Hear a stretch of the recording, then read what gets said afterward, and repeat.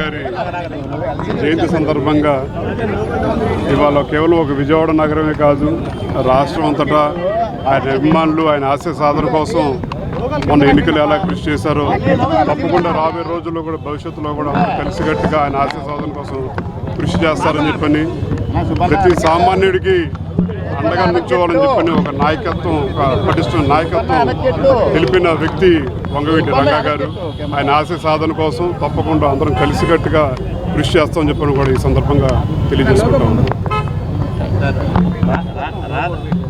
రంగా గారి ఆశయ సాధన కోసం రాధా యూత్ కానీ, రంగా గారి యూత్ కానీ, యువసేన కానీ ఇన్ని సంవత్సరాల నుంచి పనిచేస్తున్నారు. రాధా గారికి రాజకీయంగా మంచి ప్రాముఖ్యత రావాలని ఎంతోమంది ఆశపడుతున్నారు. ఈ ఏడాదిలోనైనా మంచి ప్రాముఖ్యత వచ్చే అవకాశం ఉన్నాయి.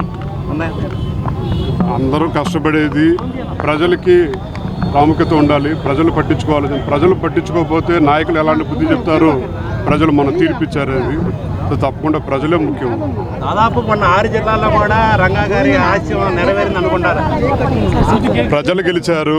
ఈ మొన్న జరిగిన ఎన్నికలు పదవుల గురించి బేరసారాలు అడిగిన ఎన్నికలు కాదు, ఇది ప్రజల కోసం జరిగిన ఎన్నికలు కాబట్టి అందరం కలిసికట్టుగా పనిచేశారు కాబట్టి అలాంటి తీర్పిచ్చారు. జిల్లా పేరు పెట్టాలని చెప్పండి. జిల్లా పేరు ముఖ్యంగా ఈ 77వ జయంతి రోజు మేము చెప్తున్నాం, రంగా గారి జిల్లాగా పెట్టాలని.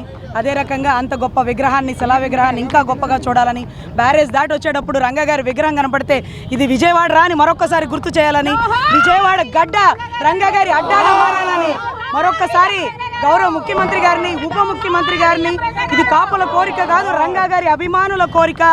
ఇది విజయవాడ రంగా గారి పుట్టి ప్రదేశం, రంగా గారి జిల్లాగా మారాలని మరొకసారి విన్నవించుకున్నామండి. జోహార్ విఎం రంగా.